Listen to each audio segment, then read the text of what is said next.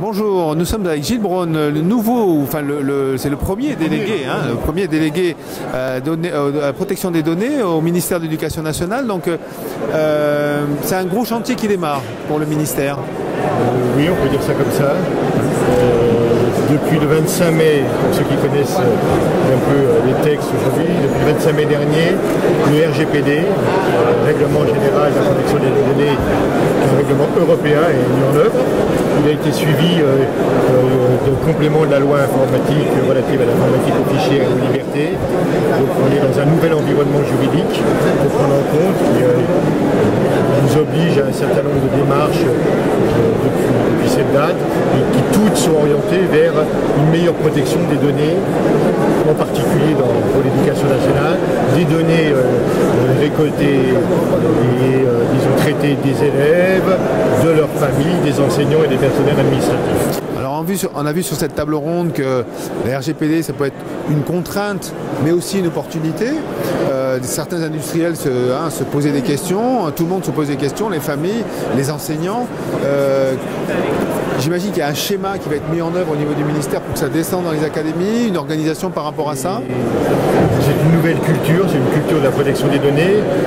On a vu qu'il y a eu beaucoup d'événements ces derniers mois où on montre une réelle sensibilité des familles, des événements qui ont eu aussi des répercussions mondiales, des violations de données, des données qui ont été utilisées pour autre chose que ce pourquoi elles étaient récoltées, etc.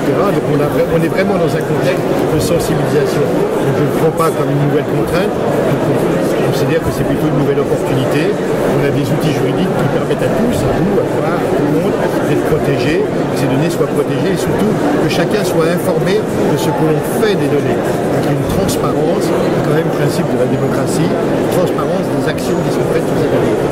Donc évidemment c'est un énorme chantier pour l'éducation nationale puisque par notre échelle, avec une autre organisation, on gère beaucoup d'applications informatiques, numériques, de traitement. Donc on est à une échelle qui je pense doit être l'organisation qui traite le plus de données quotidiennement. Les exemples, les fiches de début d'année, les absences des élèves, les salaires des enseignants, etc. On voit un peu l'importance du sujet. Donc on a une organisation que les textes nous confèrent. D'une part, on a, suivant les niveaux et les échelles, des responsabilités différentes. Le chef d'établissement est responsable du traitement qu'il met en œuvre dans son établissement scolaire. Pour l'enseignement primaire, c'est un peu différent. Puisqu'il y a un problème de statut des écoles, ce sont les directeurs académiques qui sont responsables, ce qu'on appelle les DAZEN de l'éducation. Les rectorats sont aussi les recteurs qui sont responsables. Les traitements mis en œuvre au niveau du rectorat, école nationale, quand c'est le ministre qui est responsable du traitement, c'est le ministre qui est responsable du traitement. À chaque niveau, il y a ce qu'on appelle des délégués à la protection des données qui veillent à ce que les traitements mis en œuvre soient conformes. Donc on a un délégué national, moi-même en l'occurrence, et on a des délégués académiques qui sont en charge du rectorat. On a deux délégués du rectorat et des établissements scolaires et des écoles. Chacun étant à son échelle, sans relation hiérarchique, chacun est indépendant. C'est un peu nouveau dans l'éducation nationale. Le DPD académique n'est pas sous la responsabilité du DPD national, comme certains le pensaient, Chacun a son indépendance, ce qui fait qu'on a un grand travail à faire entre nous d'harmonisation des réponses, puisque évidemment on partage certaines applications. On souhaite que dans chaque académie, évidemment, les réponses données soient des réponses homogènes, et qu'on ne dise pas qu'un traitement n'est pas conforme dans telle académie et qu'il l'est dans l'autre. Donc on a mis en place des outils d'échange, des plateformes d'échange collaboratifs, et on fait des réunions. La première réunion de tous les correspondants académiques aura lieu le 5 décembre prochain à Paris. Je pense que c'est un rendez-vous important pour toutes les académies. Alors, on est dans l'éducation nationale, on peut parler de pédagogie, et vous disiez tout à l'heure que même les parents d'élèves aujourd'hui, quand on demande effectivement la fonction des parents depuis des années et des années, se posent des questions maintenant de pourquoi on leur demande cette donnée. Est-ce qu'il y a aussi un effort pédagogique à fournir au niveau du ministère auprès des parents? L'acculturation, il y a aussi une acculturation des parents. C'est toute la société.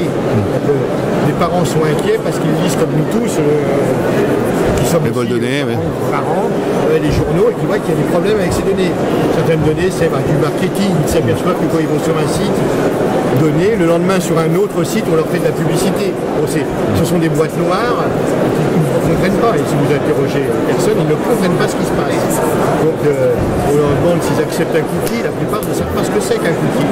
Sauf que le cookie va être envoyé à d'autres serveurs qui vont pouvoir savoir, etc. etc.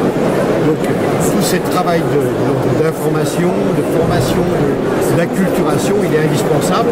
Et ça aussi, c'est une dimension de l'éducation nationale. C'est notre travail de pédagogue d'expliquer ce qu'on fait dans les données. On est ravis de voir que dans les nouveaux programmes, si vous regardez les programmes d'éducation morale et civique, il y a un paragraphe sur la protection des données, ce qui donne une traduction dans les programmes scolaires de cette volonté, de cette culture de la donnée qui se diffuse. Mais notre souhait, comme je disais dans cette table ronde, si je veux dire, c'est pas d'être censeur, c'est de faire en sorte que les transparences s'installent sur ce qui est fait des données et on assure à nos administrés qu'elles sont bien utilisées. Merci.